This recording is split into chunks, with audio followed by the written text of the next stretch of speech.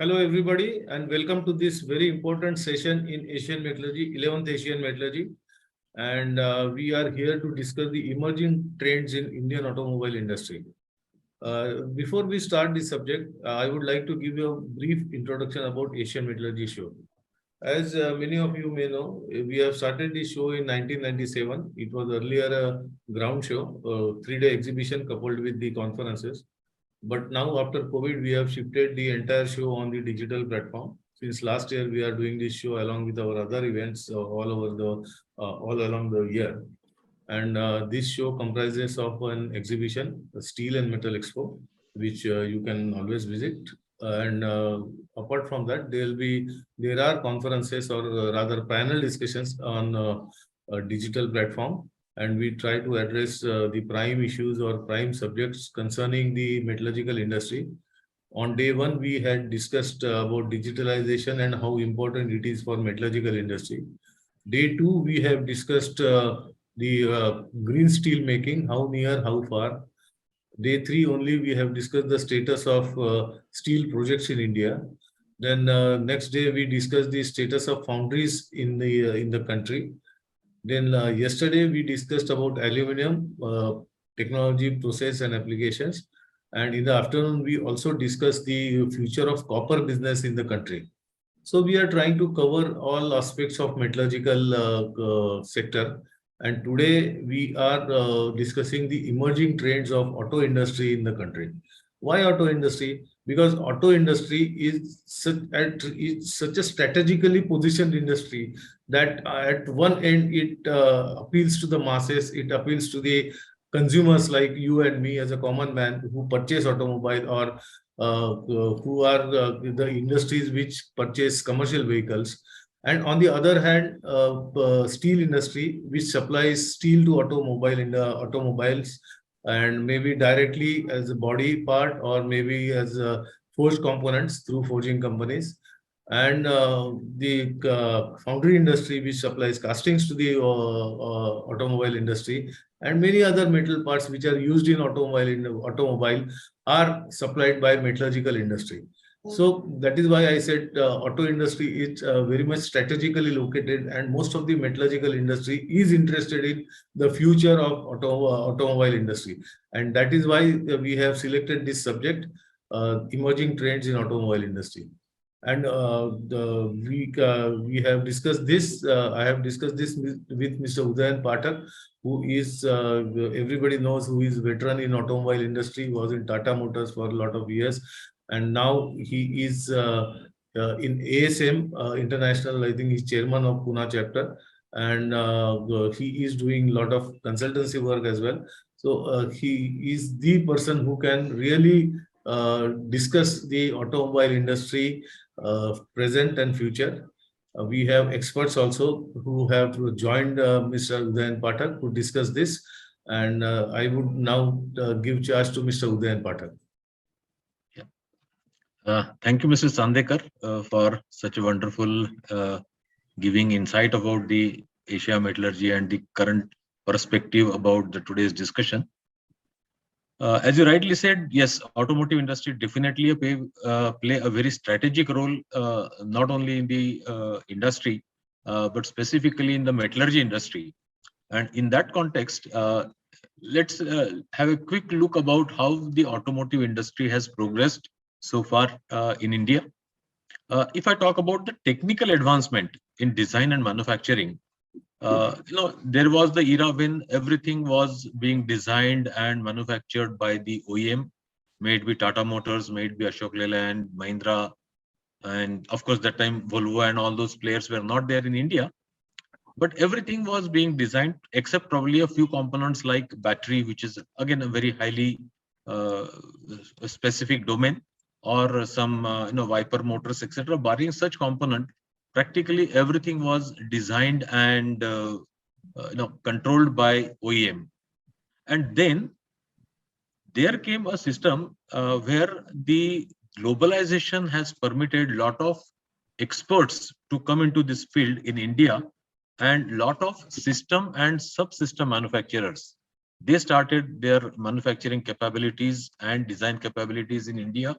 And even Indian automotive industry and the global automotive industry has realized their role and participation in the automotive design. And then came the time when, the Tata Motors and Ashok Leyland and all other OEM manufacturers and Mahindra, etc., they migrated from all these, everything manufacturer to the kind of vehicle aggregator, and they followed probably the, as all of us know, the automotive industry follow the aircraft model. So like, Boeing or Airbus, if you look at, they don't manufacture engines, they don't manufacture cockpits, they don't manufacture hydraulic systems. They just take engine either from GE or Lockheed Martin or something like that. They take hydraulic system, they assemble it, but they have the expertise to make sure that mix and match is adequate. And probably that kind of role now automotive industry is doing with lot of, like for example, Dana has entered into India for the driveline components. Then we have Visteon Systems, and so many companies you can see in India today, and globally they are performing well. And that has really helped automotive industry, because this particular system and subsystem suppliers are focusing more on their domain area, and their focused efforts are giving a much good results. This is all about the automotive highway vehicles. If I talk about off-highway vehicles also, there you can see those who are from the tractor industry, they know what is the importance of hydraulic system in tractor.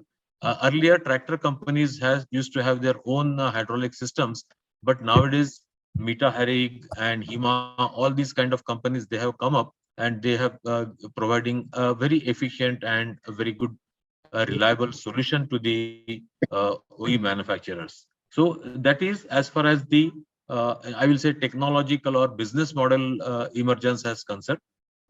At the same time, the OE perspective, if you look at OE and users, there also we can see a lot of change has happened.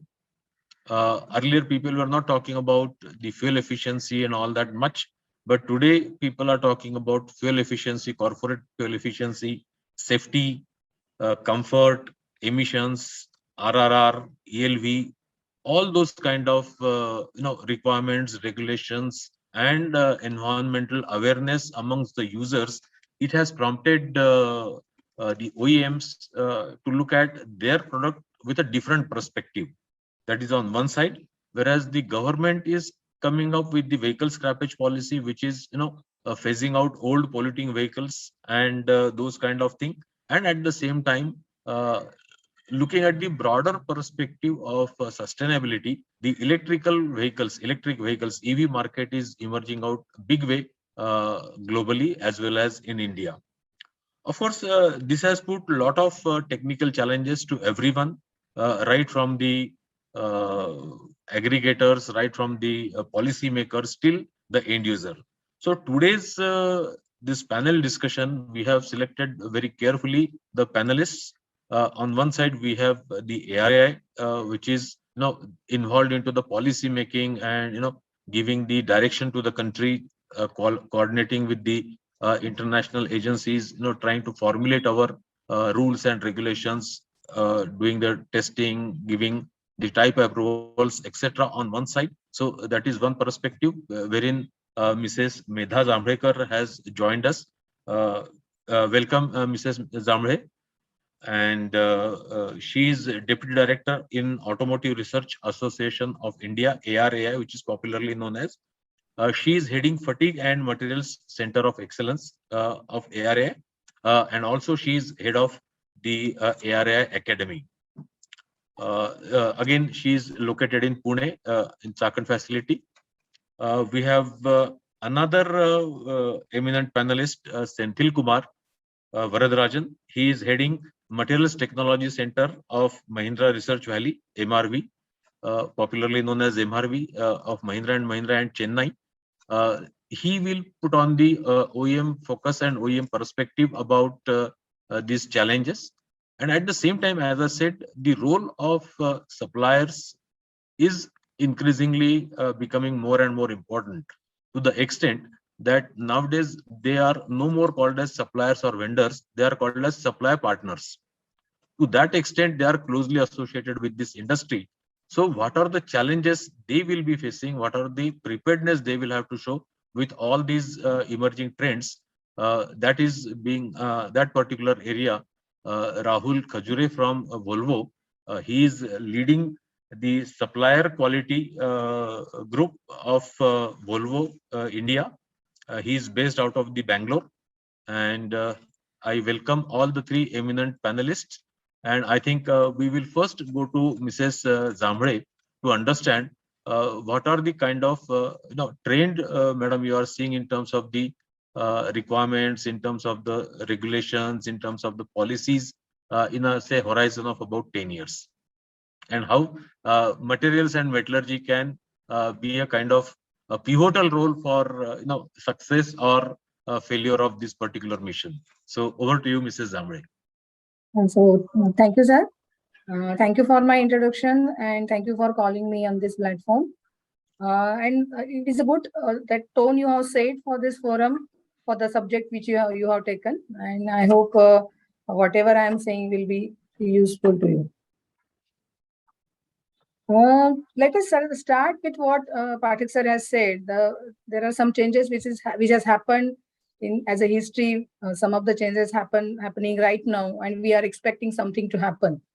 So really, in last 100 years, automobile have evolved and they have become more and more faster and sophisticated. Nobody will deny this, and we are still finding that there are some changes happening on this forum. Maybe fundamentally they are still the same. Automobiles are still the same for a long time. They have wheels, they have energy system, they have powertrain, they have steering wheel, etc. But over the period, we can say some of the changes which are predominant changes. But the more predominant changes that are happening are in this area. And I feel that this era is more exciting as well as promising era for all of us. And all stakeholders who are presently connected to the automobile industry are really feeling proud at this moment that they are still contributing to these things to happen. They are also witness for many things to happen. So let us find out what are the things as a trend we are looking at. In recent years, we are seeing changes as electrification, autonomous driving, even the flying cars, which are completely different than the traditional cars and maybe traditional automobiles. And there is a shift in using the automobiles also. People are using the automobiles in a complete different way. So what is future in mobility? Is everything has happened or we are still expecting something to happen? We really don't know at this stage. So let us understand some transformation that we will be witnessing in this next decade as such. The first transformation that I clearly see is an intelligent automobile. We are having a standalone automobiles which are giving us very good inputs while we are driving the cars, and they are becoming more and more smarter when they are getting connected to the internet. Like any normal gadget, now vehicles are getting connected to the internet and they are giving more predictive things to a driver and who are sitting in that automobile.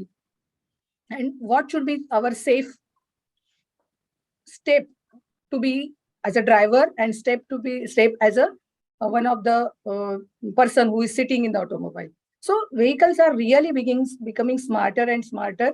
They are we can control them with our voice. They can even monitor our eyes whether we are connected to the vehicle or not. So we are really using a very good gadget that everybody should be remembering, and this transformation is going to continue for next decade. Second transformation that we are looking at is autonomous cars. We'll be definitely driving self-driving automobiles. I am sure that we will be definitely going to drive such kind of automobiles in future. There are few automobiles who are already in the market, and somebody might have already seen those vehicles, witnessed the driving pattern and all that. There are some challenges in terms of legislation, infrastructure, societal readiness, and acceptance toward this.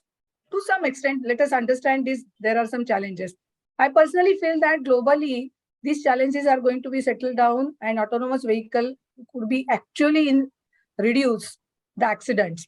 A survey says that we can definitely reduce accidents to more than 90% if we go and adopt different features as an autonomous car or autonomous vehicle. Next trend that we can see is a integrated car. So integrated car or integrated vehicle. Let us not call that only car, because in India, along with car, there are different type of vehicles that are being used. So these vehicles are getting connected or getting integrated with the smart cities. This is a very, very value-added feature or advantage that we will be getting in next decades. So at one side, cities are becoming smarter. We are getting a huge changes in the public transport, and vehicles are getting smarter and smarter. So, and those all things are getting connected, and everything on the road and the infrastructure can be seen on one screen. That is the vehicle screen. So with that, the safety and the feature are going to be improved. So this is a third trend that we may be looking at as an integrated vehicle with the smart cities. Fourth trend that we are looking at today also, and that going to continue with different feature, is a mobility as a service trend. So the shared mobility, connected mobility, these features and this utility is definitely going to increase. So these features are not going to bring the technologies in the field of automotive, but at the same time, it is going to bring different economy trends in the market. So earlier also automotive industry was driving economy in a different fashion, but now it is going to drive in an entirely different way. That is a predicted trend that we'll be looking at in the next decade. One more trend that is going to be there is the alternate power resources. So is electrification is the last trend that would be there? No. So there are going to be more different sources that we'll be using, like green hydrogen, ethanol, methanol. So it is going to be there. It is not going to stop as such. The last trend which I'm looking at it is a manufacturing trend, and which is the maybe a topic which we are discussing today. So it has been considered that the manufacturing plants are going to change. So presently there are huge manufacturing plants and mega factories which are being established. They are having different automations for safety, quality, industry 4.0 now as a norms. However, the survey says that now onwards, the big plants are going to change to a pop-up plants. I'm not sure how this is going to happen at this stage, but globally it has been surveyed like this is going to happen. So when globally these things are changing, what is happening to Indian mobility? That is we want to look at. So in India, we are seeing the mobility case is little different way. So for India, C stands for not only connected, it is also for the comfort. A stands for not only for autonomous, but for affordable. S stands for not only for shared, but also for the sustainable. And E stands for not only electrical, but for also environmentally friendly vehicles. So this case is a little bit different, but value added to Indian market. That is for sure. And it will be more useful for Indian manufacturer as an export utility or export market also. These trends will be driving engineering focus on challenges with new targets. So what I see, the trends will be like this, but the challenges could be the same with different targets and different boundary conditions, that is for sure. So the lightweighting challenge, we have been discussing this lightweighting challenge since many years, and this is going to be there continuously. Only thing, the boundary conditions are going to change definitely, the targets are going to be changed. So how to reduce the weight? Should we optimize design or should we use alternate materials? What is the right material? And developing right material in right time is going to be a continuous challenge in future. Battery materials and electrification related charges is one more added thing because of this electrification. And till the market is not settled in this area, and definitely we have to work a lot and focus on this subject. Material like for ADAS sensors, electronics, its packaging and its integration is also an added challenge in this scenario. And how to progress with the additive manufacturing is also going to play a crucial role in next decade. This is as far as material and manufacturing is concerned, and which is in line with the trend, global trend and Indian trend. These challenges need to be really answered very critically and carefully. So everywhere what we can see is a material which is going to play a crucial role. Without material, we cannot do anything. We will not be able to address these challenges. So in general, as a material, what we find?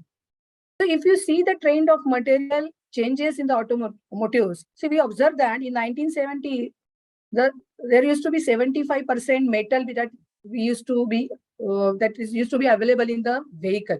Now that is changed to 55%. So metal is definitely reduced. But what is the new material which has come in? The plastic has come up very well. So earlier it was only 5%. So now it has come to 18%. That is the statistics being discussed worldwide. Even in the metals, conventional steels are reduced by 10%, and lightweight materials like highly advanced steels, high-strength steels, aluminiums, magnesium, these are the metals which are taking space into these automobiles.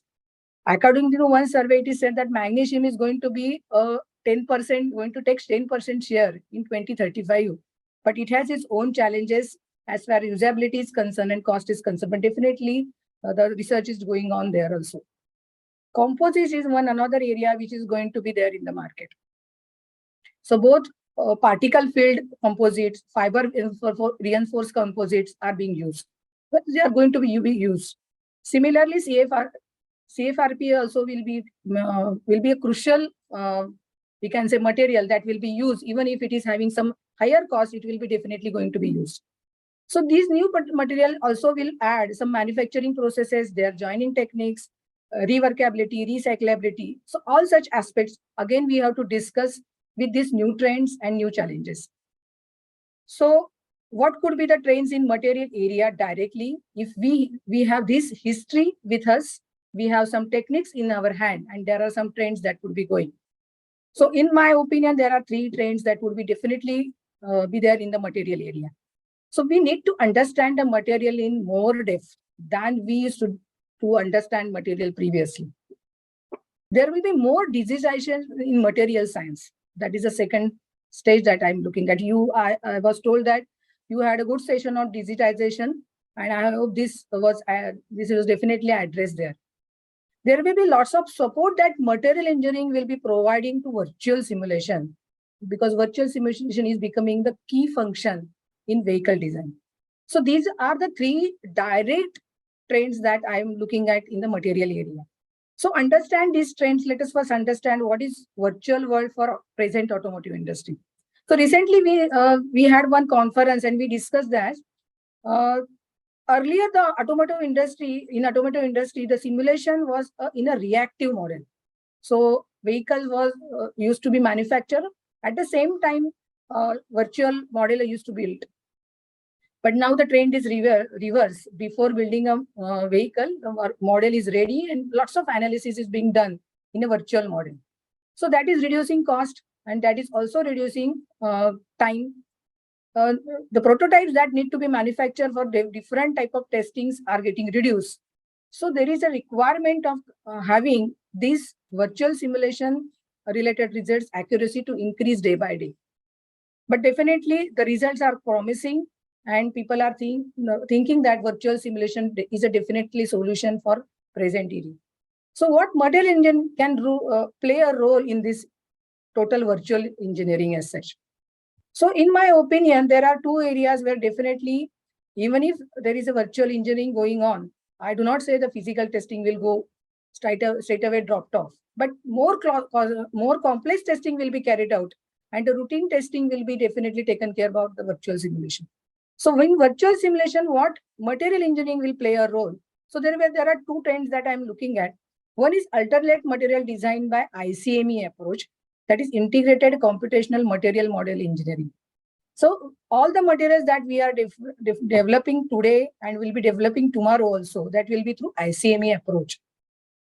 Second trend that we are looking at is a material card development, which is not only capturing basic material properties, but it will also capture effect of elasticity, plasticity, and its failure in simulation will also be developed in this material card. In ARAI, we are working on both these technologies. So integrated computational material engineering, where we could simulate the material starting from micro level, that is atomic level, to a micro level. ARAI is working on this concept, and soon we will be publishing some use cases in this area for demonstration to you all. Second is the material card development. Here also ARAI has done a very good progress. So definitely a material characterization was a key area where ARAI was there for the last 20 years. But the depth of the breadth of this material characterization is increased a lot, starting with just initial chemical and maybe statistical characteristics, and later on fatigue characteristics. Now the high strength rate properties and complete material card is being developed at ARA. The material card replicates complete tractionality of the material, and that is the reason definitely automotive industry is getting benefited because of this. There are different types of cards that are being used nowadays worldwide and in India also. So Johnson Cook is one of them, Gizmo is one of the model, piecewise plasticity is another model. So such kind of, at the one end, these cards are being developed, and at the other end, the accuracy of simulation is increasing. So it is not only related to the metals as such. These properties are available, these cards are available for different type of applications like crash, durability, and etc. Similarly, these cards are available for metals, plastics, and rubbers also. So I'm sure that these cards, material development card as such, is going to bridge a gap between virtual and real world, and will be providing more accurate results to the industry. So it is not only a testing, material testing as such. So what is it exactly? It is testing, it is plus it is mathematics, and plus it is AI. It is artificial intelligence coming together. So as it is a clear example of data to knowledge in the field of material. So there are very few examples when you say data to knowledge in terms of material, which is already in place in the form of a virtual material card. When I'm saying virtual, because it is not only a testing results, it is a complete card. So there are quick overview about, so what I did is a quick overview about the present, past, present, and future in terms of mobility and in terms of material. So what we have to remember in short is that the change is only thing which is going to be constant today and for the future decade as such. So remember that change is going to be constant for us. So thank you so much. I think my thoughts are in line with your topic, and maybe we can take it ahead. Thank you so much. Thank you, Mrs. Jambhale. I think a very good scenario you have created, and a very crystal clear kind of future you have shown to the audience of this today's panel discussion. Really, when we were talking about ICMA and all that, I went back to my days in Tata Motors when we were talking about this ICME, and there were some conferences which was being organized by Tata Consultancy Services, etc. Really, that's a wonderful thing. Taking this discussion forward, I will move on to Senthil. Senthil has been involved into the materials right for more than, I guess, 22 years career. Incidentally, we happen to be colleague in Tata Motors a couple of years back. Now he's with Mahindra. So Senthil, I would like to request you to put upon the thought as to, with the challenges which Medha Jambhale madam has given the kind of flavor to us, how the automotive industry look at it, and more specifically, as Mrs. Jambhale said, that the crucial role of metallurgy, whether it is ferrous metallurgy or in a broader perspective, I will say materials engineering. So over to you, Senthil. Am I audible? Yes, yes. Hello. Audible. Yeah. First of all, I would like to thank the organizers, Mr. Chandekar, Mr. Pathak, chairman of today's session, and my fellow panelist, Medha madam and Mr. Rahul. So I would like to kind of, it was wonderful that Medha madam has really touched upon every aspects of past, present, as well as future, in terms of the challenges what the industry is facing, and what are all the mega trends going forward. So when you really look at the current scenario, I think Mr. Pathak, you had kind of rightly pointed out that the automotive manufacturers have become more like an integrators, but the challenge is how to be an integrated, at the same time keep the DNA of the particular brand intact. Say, for example, if we take Mahindra, which is more like an authentic SUV, then even though the constituents and the vendors are the same, how do we kind of put together a product that will still reflect the DNA of the product or the brand. So this is a very important kind of a thing. But most important thing on the current scenario is, the time that we take it to bring in new product. So gone are those days wherein we have one model and it used to run for 10 to 15 years, being the backbone of the revenue. But those days are all gone. So you really has to bring in new top hats, every now and then. And in a particular year, at least scale 2 or scale 4. That means what I'm saying is a facelifts.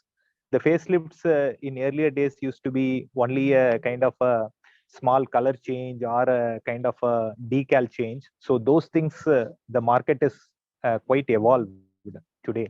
And these kind of facelifts is not accepted anymore. So if you really look at it, the product development is today considerably shrunken. Say, for example, every 36 months, we need to kind of make a brand new product. So 36 months, if you kind of divide it into 18 months plus 18 months, that is something like 18 months I have in the digital phase and 18 months in the physical phase. So that means the physical phase is only 18 months. And if something goes wrong, it becomes very expensive to kind of do any kind of a changes post the tool cutting. So the first 18 months, which is a digital phase, is really becoming important. And I think Mrs. Medha has really pointed out, and I am very glad that you also had a digitization session a couple of days back on the same forum. So digitization becomes very, very essential. And the most important challenge for an automotive company and an automotive materials fraternity is, how do we kind of get this kind of a digital information? How do you digitize this particular thing? First and foremost is the quality of the information. Okay. Second thing is the band of operation of the mechanical properties. So gone are those days, we only used to handle monotonic properties. Then we have cyclic properties like low cycle fatigue and high cycle fatigue came into being. But now we are gone beyond all this particular thing. We are now looking at high strain rate properties. We are looking at tailoring a particular property for a purpose. And I think Medha madam spoke about Johnson Cook model and models like Gizmo, which are the failure criteria for the MAT 24, which is the LS Dyna card. So what is happening is, earlier automotive companies were more durability centric in their development, particularly in the CAE and the digitization phase. But now we need to have a multidisciplinary approach. That means I need to simultaneously optimize my weight, my stiffness, my strength level, my durability, and all other performance attributes. Say, for example, if you see, you have, I need to do a paint simulation at an early phase of the program. Say, for example, CED simulation. Say, for example, the CED reach of the BAW is not adequate, then probably I need to add a small jogger or a hole for the, movement of the chemical in my paint shop. But imagine my entire development now, it is centric to crash. So what will happen to the crash behavior and the NVH behavior at a later stage? I cannot do it. So it is not only on the digitization of the material properties, whether it is high strain rate properties, viscoelastic properties, and deeper material modeling, but also we need to, upfront, we need to work on manufacturing processes like joinery, whether it is mechanical joinery or the thermal joinery that includes, not only the conventional welding metallurgy, but also new age welding in the field of laser welding, ultrasonic welding, which are all also getting important into battery pack manufacturing. Say, for example, cell-to-cell foil welding or the cell-to-cell busbar weldings. These are all also becoming very, very essential. So there are a lot of, over and above what Medha madam has told, there are a lot of areas in the manufacturing process simulation, even the direction of the weld, we need to ensure so that the residual stresses are all minimized at a very early stage of the tooling and the fixturing making. So these are all some of the very important challenges. So I am saying that we have 18 months plus 18 months only is available. This is becoming a very important thing. And also, if you really look at the three things that is kind of defining today's automotive industry is the multi-material, multi-model, and multi-market. That means I cannot, I need to kind of use multiple materials. See, there are, if you really look at in European context, there are people who are aluminum intensive vehicles like Jaguar, Audi, they were having it. There are people like BMW, I series, they were looking at more of composite materials. So Indian perspective is more a multi material kind of a thing. And if you really look at the new trend of electrification, how do we kind of reduce the range anxiety by kind of doing a lot of lightweighting, and also meet the safety requirements. So we have to use aluminum in the structure. We have to use structural composites, long fiber or short fiber composites, polymer composites in the automotive front end and rear end structure. So multi-material is the important thing. Multi-model, that means we need to be very, very fast in adoption. That means it is also have a linkage to Industry 4.0. How do we kind of churn out multiple vehicle models from the same assembly line? Number two, how do we kind of create platform technology and strategies? This is our multi-model kind of a thing. And the last one is multi-market. So what is happening is there was a little lull in the Indian auto sector, and many of the OEMs, Indian OEMs particularly, because of the difference in the emission norms between us and some of the other markets, we were not able to kind of do a pan-world export. But now, because of electrification, this particular things is going to take a big change. So that means we need to be ready for multi-market. So when I say multi-market, there are a lot of material regulation. I think Medha madam also touched upon about the ELV, RRR. You have Dodd-Frank Act on conflict minerals. You have REACH, ROHS. You have several material regulatory also coming. So while we are kind of designing, even when during the drawing stage itself, we need to know which are all the models we are kind of addressing.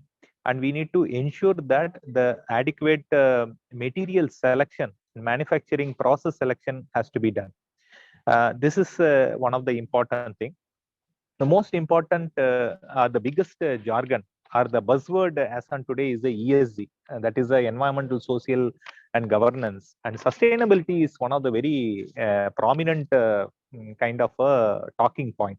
Even if you want to attract investors in any space, whether it is an electric vehicle or in a conventional this thing, the investors first look at it, what is a robust process any automotive OEM or any, for that matter, any tier 1, tier 2 manufacturers have in place for the ESG. So I think sustainability is going to be a very big word. Material circularity is going to be a very big word. And as automobile is the same, but the refinement is kind of going leaps and bounds. So aesthetics, perceived quality, retained newness, connected cars, okay. So these are all going to become very important. So generally people say that just in 40 seconds, it's more like an emotional connector. People kind of, decide whether I will buying decision made in 40 seconds. So the form and the surfaces, the quality is very important. So a lot of impetus is going into the coating, surface protection, painting processes, corrosion protection, particularly the cosmetic corrosion. It's becoming a very, very important thing. And of course, how do we kind of join the multi-material? See, today we are kind of looking at putting a lot of high strength aluminum into the born electric vehicles. So going forward, we will have all this multi-material coming in, how do we join them together, and what are all the mechanical and non-mechanical joinery methods, and not only this joinery methods, how do we kind of ensure the crashworthiness of this multi-material structure?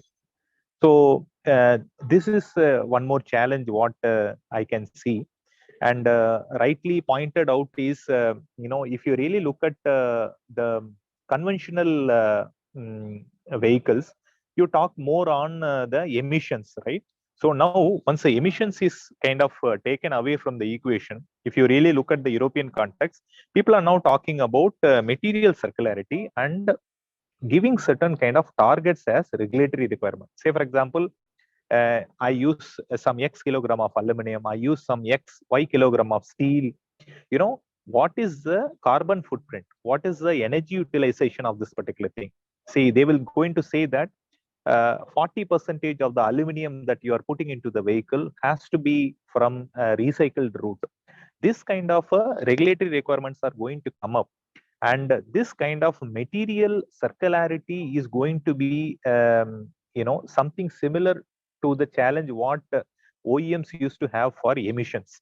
Okay, so this is also predominantly the focus is going to come back to the material. On the regulatory space also, it is going to come back. So I think I'm very glad you had also a kind of a session on green steel. Mahindra also is kind of very, very, if you really look at a group level, we have taken a zero kind of a carbon footprint by 2040. So we are very, very conscious about the materials and process selection, the kind of equipments we put it in our manufacturing facility, even the kind of chemicals and in-house paint processes, what we kind of, selection and usage. These are all, you kind of ration it to see what is your, footprint of emissions. So in a nutshell, I would like to say that the entire industry is moving towards zero. I think it is very apt that zero was invented by India in the ancient era. And now the automotive industry is also kind of moving towards zero. When I say zero, it is zero emission, zero carbon footprint. People want zero accident by ADAS and autonomous vehicle. And of course, they want zero landfill. They don't want, end of the vehicles to kind of end up into dump yards or getting into landfill. So everywhere we are kind of moving towards kind of a zero kind of a thing. And I think rightly pointed out, electrification, secondary use of automobiles are also coming in, which wanted to reduce the footprint. Say, for example, people are working on smart grids and microgrid fuzzy logic technology, because at least in India, we have a same electricity tariff, right? But in many of the Western countries, you have duration, peak hours, you have to pay more, less peak hours, the tariff rates are different. So people use electric vehicles as a energy storage kind of a thing to do a home electrification, right? So smart grid is, say, for example, only switch on my appliances when the tariff is low, right? Say, for example, I have a dishwasher or a washing machine. So I wanted to kind of program it to kind of only run during certain period. So electric cars are going to also going to be a very big part of this particular ecosystem, particularly in smart city kind of an environment. And electric cars, cars are also people talk about health monitoring. When you kind of hold the vehicle and running, it also kinds of monitor. Nowadays we have smart watches, we have ECG features, right? And cars are all keeping a watch on your attention levels. A lot of stage 2, stage 3 autonomy is also coming up. So I think entire industry is kind of moving from more conventional mechanical oriented to electrical and electronic control, power electronics. This kind of a thing, it is fast moving. And as rightly pointed out by Madam, I think electronic materials, sensors, indigenous manufacturing of chipsets in each and every country would like to have their own autonomy in terms of, so the dependency reduction also is an important thing. Companies are all very focused on a very credible supply chain, because during the COVID, many of the automotive OEMs had this particular issue. So everybody's focus is towards credible supply chain. So even the steel raw material selection, also a lot of debate and discussions happens before finalizing, but the discussions are all not only happening based on the mechanical properties or the consistency of the properties, but consistency of supply chain is also a very, very essential part. So I think I think I have covered and probably seconded a lot of views what Madam has shown or discussed. Over to you, Mr. Pathak. Thank you. Thank you, Senthil.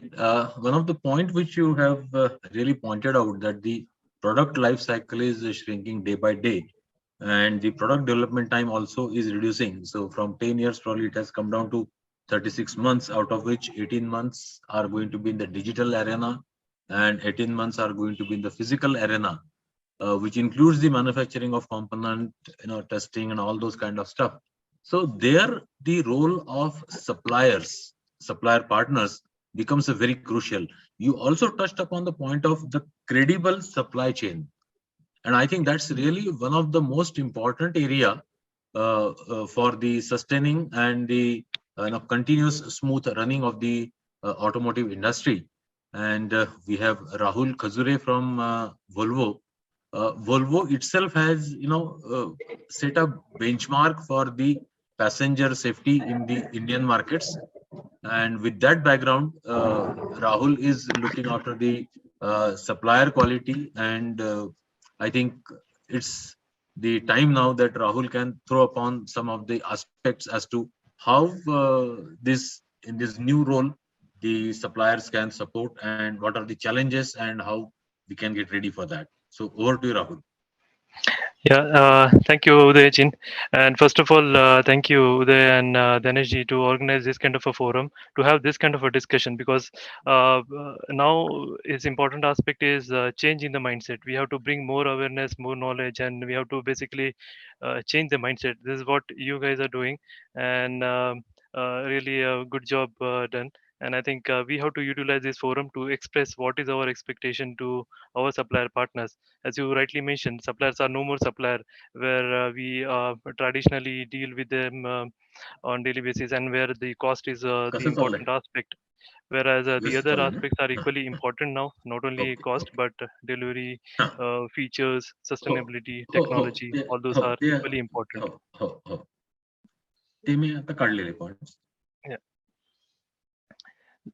So I think the question is very valid from your side, and this question is not for today. This question is applicable for all of us, for our future, and for future of industries in India and our supplier partners in India. So also Senthilji and Medha has highlighted on the sustainability. I think if we see on the bird's eye view, everything is connected to the sustainability. As we see, we have a recent few years before Paris Agreement signed by most of the countries, where India has signed a Paris Agreement to be a carbon neutral by 2070. So that's is a target, and there are many other countries where the targets are for 2040, 2050. So if country as a country, people are thinking that we have to be carbon neutral, it means a lot. There are a lot of expectation, and there are a lot of work has to be done in that direction, and it's not easy task. And Senthilji has also mentioned this are driven now with the many automobile company. Mahindra have a target, Volvo has a target to be carbon neutral by 2040. How this we can achieve? We can achieve this target not alone.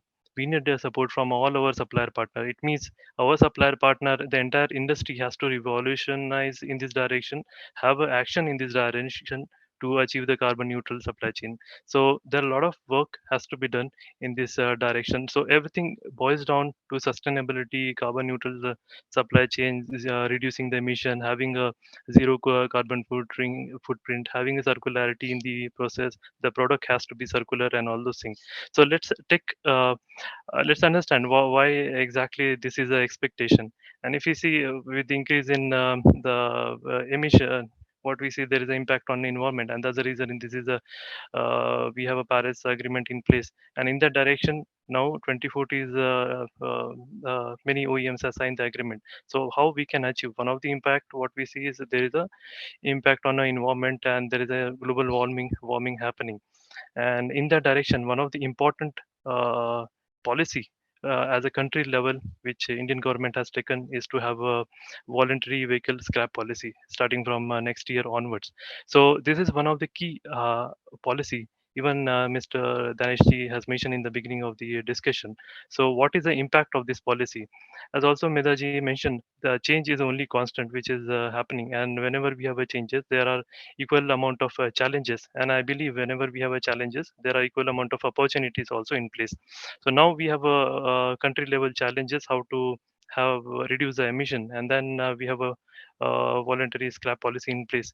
It means uh, we have based on recent survey, there are more than 1 crore end of life vehicle available in market, having a uh, uh, and miss age more than 15 years. So that is the potential vehicles has to be scrapped. Imagine 1 crore vehicle has to be scrapped down the line of 5 years. What is the market potential in terms of year-on-year growth for the automobile sector?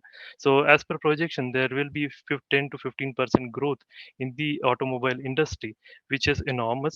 Like considering the current situation of recession and other thing forecasted, and the supply chain constraint and the war situation globally, in a domestic market, we will have a projected 10 to 50% year-on-year growth. That's a good amount of opportunity, and that is an opportunity for all our supplier partners in India.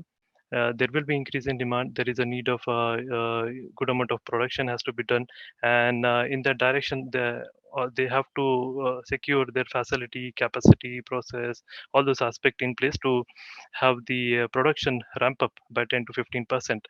But coming to your question, as there is an increase in demand, there will be increase in demand in spite of difficult situation. How do we gear up? What are the capabilities we needed? I think on a broader sense, there are only two important aspects which all our supplier partner has to be capable enough and think in that direction, is to have a sustainable manufacturing process, and second is to be equipped with industry 4.0 solution like digitalization, automation, and so on. When we talk about first on a sustainable manufacturing process, as we all know, the conventional steel making process, I think hardly very few people could have imagined that in future we will make a steel without coke, and we will use hydrogen instead of coke to make a steel as a green steel. So if steel can be green, and that is already done by a Swedish steel maker SSAB, it means there is a possibility for all steel makers to contribute and have steel as a green steel. And if you see, steel contributes to around 40 to 45% of vehicle weight even today for the medium to heavy commercial vehicle. So I think sustainable manufacturing process is equally important, which we have to think. And if steel can be green, why not casting can be green? So in that direction, yes, a lot of work also is done. And recently, if you know, the middle of this year, Indian supplier Breaks India, part of a TVS group, has also made the world's first green casting. So uh, now we have to think, and this is what is all about proactive approach, innovation, creativity, what we are expecting from our supplier partners to be in line with the sustainability target, to be in line with the Paris level agreement, or to be in line with the India as a countries and our commitment to our climate neutral challenges. So if steel can be green, casting can be green, why not aluminum, plastic, rubber, all this material can be green. When we talk about green, it means the emission from the manufacturing process has to be zero, or least compared to the benchmark process. So we have to be more creative We have to be more innovative in terms of manufacturing process. And this is one important challenge which what I foresee is with our supplier partners, and they have to work in that direction. Traditionally, everyone or all the suppliers were thinking about QDCF, that is quality, delivery, cost, and feature. We meet a cost, and then there is a business secured with the OEMs. But it's not only a QDCF era. There is an era of technology, era of sustainability. So we also talk about technology and sustainability, which we expect from all our supplier partners, which is in turn indeed connected to the sustainability. So I think this is what we expect from all our supplier partners to be capable and to think in this direction. There are many researchers, many colleges and in universities are working in this direction and supporting many industries also to make their product as a green product. So apart from this, what I think sustainability can be achieved unless and until we have a good amount of support in terms of automation, digitalization, and integration of equipment and process to the software. So as Mr. Senthil has also mentioned about Industry 4.0, this is really important. As an example, there are around 4,000 foundries in India making ferrous and non-ferrous castings. How many foundries are having Industry 4.0, or how many foundries are even having automation, having a robot doing pouring and all? Still, there are many foundries doing manual pouring and all those things. So good amount of automation, digitalization is needed. When we are talking about quality, is no more reactive quality, it's all about proactive quality, where a lot of companies are having a data, they are recording a data in a paper, but data is being utilized whenever we have a quality issue. But now is the era of Industry 4.0, where we have to analyze the data. We need to analyze the data and proactively predict, okay, the next part will be wrong in the process. So these are the kind of capabilities what we expect from our supplier base in terms of securing QDCF TSR. So I think overall sustainability and our readiness in terms of Industry 4.0, digitalization and automation, these are the main capabilities what we expect from all our supplier partners. And to achieve this, I think all the OEMs are pushing all supplier base, and we have to do it. There is no other option. So if you want to be in a competition and if you want to secure business, and then I think these are the only two options to sustain in the business for a long run. And in that direction, I think partnership is a new leadership. Gone the era where, as is you mentioned, Pathakji, in the beginning, that many OEMs were making everything in-house, but now most of the critical aspects are even outsourced, and there are experts available specifically for doing a particular job. So similarly, in the manufacturing segment, even with our supplier base, tier 1, tier 2, and tier N, there is a good amount of partnership needed and good number of engagement needed, collaborative work is needed, because still, as an example, steel makers, they try to do everything in-house. So casting makers, they also try to do everything in-house. So in that direction, partnership is a must. And I think the partnership within industry, with partners, with even the industry partner, academia, institute like the ASM and other industry partner is must to have in future, because with the partnership and collaborative way of working, any Herculean task can be achieved. So I think these three main aspect in terms of the capability, what we expect from all our supplier partners, it will be the future. And the supplier partner who are working in the direction of sustainability, Industry 4.0, and partnership definitely will be sustainable in a business for a long run. So that's what Pathakji, I just wanted to express. Over to you now. Yeah, thank you, Rahul. A very good point that is coming up during the discussion, and the points which are being placed by my fellow panelists. That is the use of knowledge for the keeping pace with the demand of the industry and the challenges that has been posed. I think Jambhale madam has done a lot of work in this area. So, madam, can we have a quick comment from your side as to how the knowledge management is going to help us to sail through this turbulence smoothly? I don't know whether I have done a lot of work into this area, but there are three types of knowledge that is being considered. One knowledge that is coming from the books, that is called a theoretical knowledge, we can say, theories, some question, some equations sort of a thing. Some knowledge that comes as a, you can say, train somebody through training programs and all those things. But that is a third knowledge that we call it the tacit knowledge. That comes with the observation only. So you cannot consider knowledge as an object. Many people mistake in considering knowledge as an object, because nowadays there are various platforms which are available to actually store the data and some sort of analysis, and they confuse with that data as a knowledge. This thing is like that. So if you want to really grasp the tacit knowledge, you have to be good in observation. So whatever you learn as an observation comes under the tacit knowledge.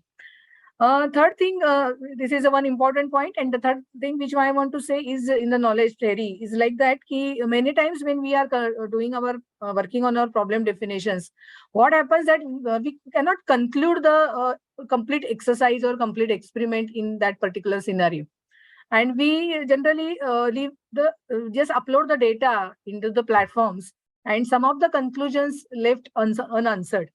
So there are some observation, but the conclusion is not there. And such kind of things, if it is available on the platform, in future, if somebody really want to use those theories and that data, they have to many a time start the things afresh.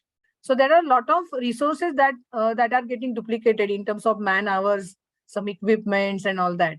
So that should be continuously avoided. So the knowledge, when I say, it is actually interpretation of the data.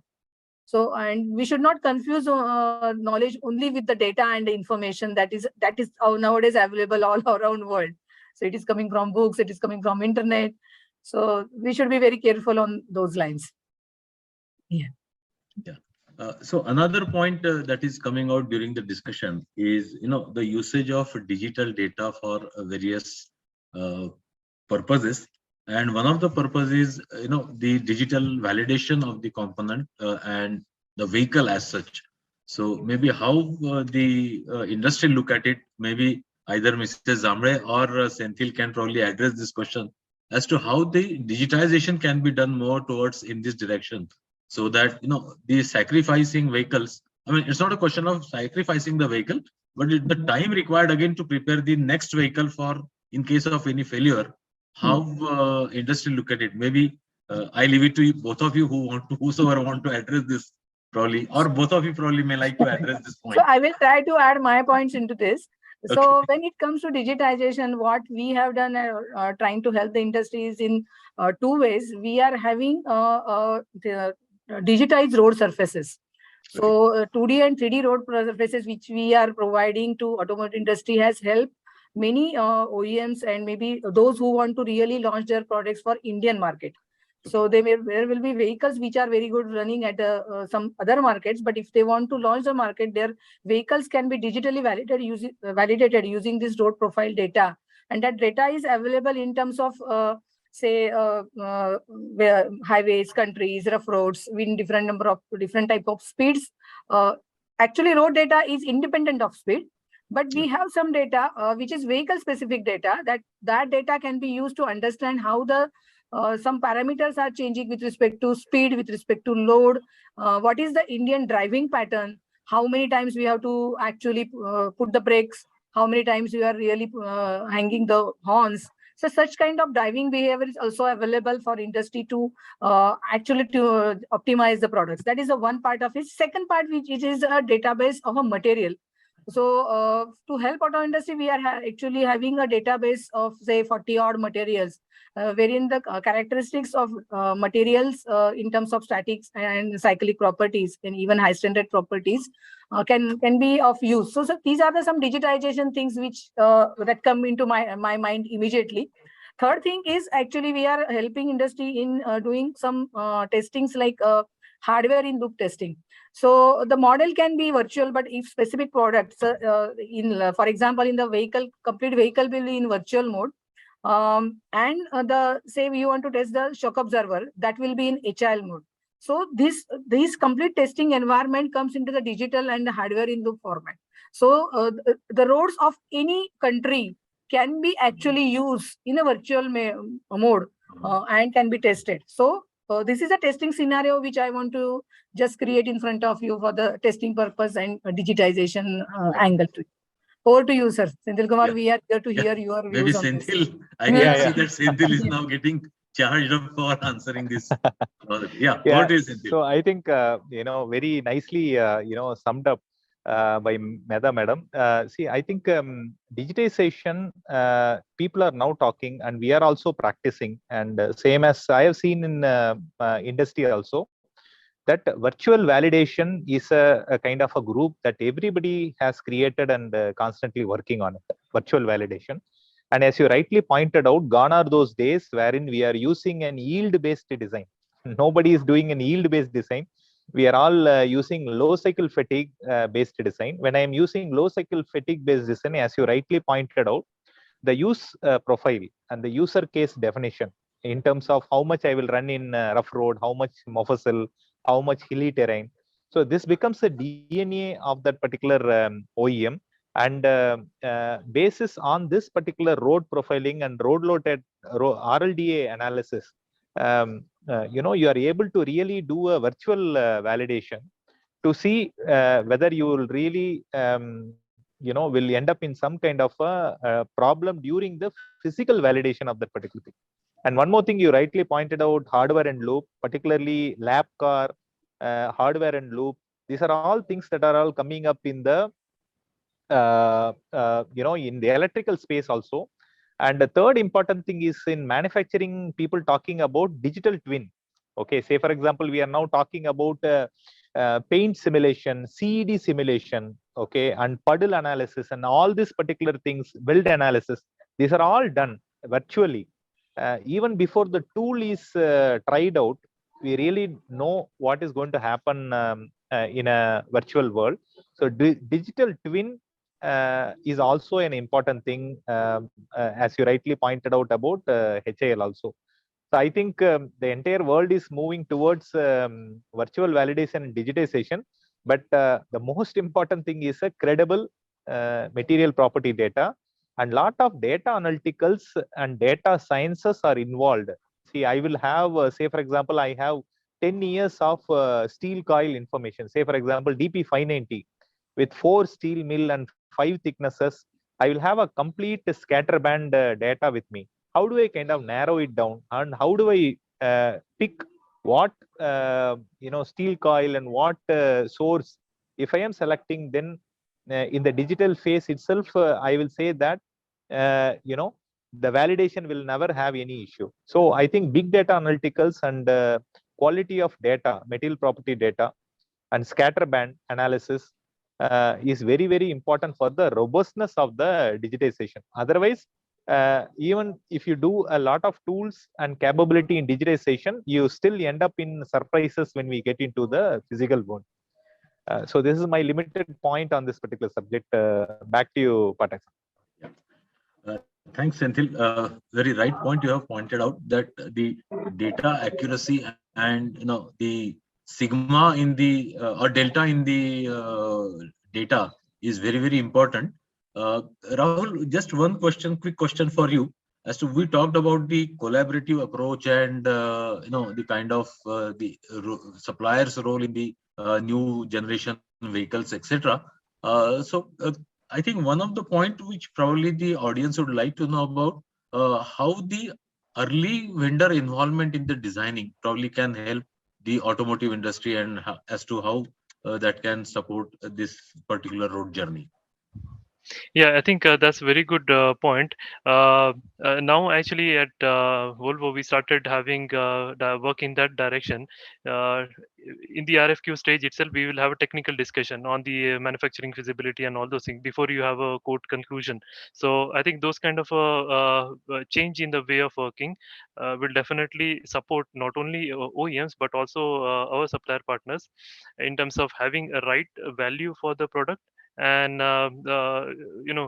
if you have a casting, then always there are challenges. Okay, we have some problem, casting issues, manufacturing feasibility problem, and later we get many deviations from supplier because they face the manufacturing challenges. I think those can be incorporated well in advance to get a right product as on a first time So that has to be done. And even though if customer is not asking, I think our supplier partner should push sometime customers also. No, we wanted to have a technical discussion before we conclude the commercials. So I think this is one very important point which is important. And we have seen now the change in the mindset of many supplier. They started asking customers, okay, no, this is not feasible, because even at customer there are many young engineers, and they hardly have seen the manufacturing process. So there are equal amount of manufacturing process challenges which maybe as a designer they are not aware, and later supplier faces those challenge, and then it creates a lot of conflict. So early involvement is really important and must to have now. Thanks, Rahul. In fact, there are a lot of questions coming up, and there are a lot of points to be discussed over this forum. With the kind of eminent panelists we have, but we have the limitation on the time front also. So we need to stop here. And I would like to conclude the points which was raised by all of you. That the automotive industry is passing through a very dynamic phase, and probably the change is the only constant in the automotive industry in the near future. If I look at even this very small horizon of about 10 years, the intelligent automobile, smart vehicles, integrated vehicles, these are the kind of vehicles, new definitions which are going to emerge out, are rather getting emerged out and getting matured day by day. Also, boundary conditions of these new vehicles are changing drastically in terms of their usage, in terms of their life, in terms of the technologies those are being used. And the lot of digitization of materials data is going to support this journey to sail through very smoothly. And ICME could be probably one of the very good approach to this particular journey in future. The reducing life cycle with the evolving markets, this is another challenge that is being talked about. And also the multi-material, multi-model and multi-market vehicles. Those are going to be, that is again coming out as the emerging need of the market in the days to come. With the credible supply chain, the lot of work that has been focused on the supplier end, and particularly as just some time back Rahul has mentioned about the early vendor involvement, as well as the very effective usage, and I will not say only usage, but more specifically the proactive usage of the data on the industry 4.0 for vendor quality upgradation and enhancing the whole reliability of the automotive is going to be the future of the automotive industry, where metallurgy can definitely support. Apart from Asian Metallurgy, there are many such conferences which are happening. Incidentally, one of our panelists, Mrs. Medha, is convener for one of such conferences, which is planned, I guess, in May, June. So, Madam, can you just quickly give us some glimpses about that conferences, please? Over to you, Medha, Madam. So this is about the actually one conference, Automotive Materials and Manufacturing Conference 2023. This is the fourth series of this conference. First two conference we had at our Chakan facility. Third conference we could not do physically. That is the reason we did it on a digital platform. So we are looking forward to have this conference physically again in the Chakan facility. It will be on 31st May, 1st June and 2nd June 2023. So soon you will all will be getting the details of this. So this is going to be in association with SAE as well as ASM Pune chapter. So all the paper reviews will be through MyTech Zone. So all are requested to participate and give good papers for this program. Also, there will be Expo along with this conference in the second facility. So you all are invited to participate in a conference and in the Expo. We will be soon publishing this information and the first announcement through our channel partner, and you can say on the internet, on the LinkedIn, everything you will get these details. So look forward to meet you in Chakan on 31st May. Thank you so much. Thank you, all the panelists. I think it was really a wonderful discussion. And over to you, Mr. Chandekar. Yeah, thank you very much. Actually, nothing more to say. It was a very interesting discussion, and there is something to take away for the metallurgists, for the steel people, for non-ferrous metals people, and even I would feel I would circulate this to my friends who are not in metallurgical field, because this is of general interest also. So it was all in all, it was very interesting discussion. Thank you very much, all the panelists and Mr. Udayan Pathak, who excellently coordinated this panel discussion. And yeah, I think there we can have a end. Thank you very much. Thank you. Thank you. Thank you so much. Thank you Thank for you. all Thank the. you. Thank you all. Thank you. Bye bye.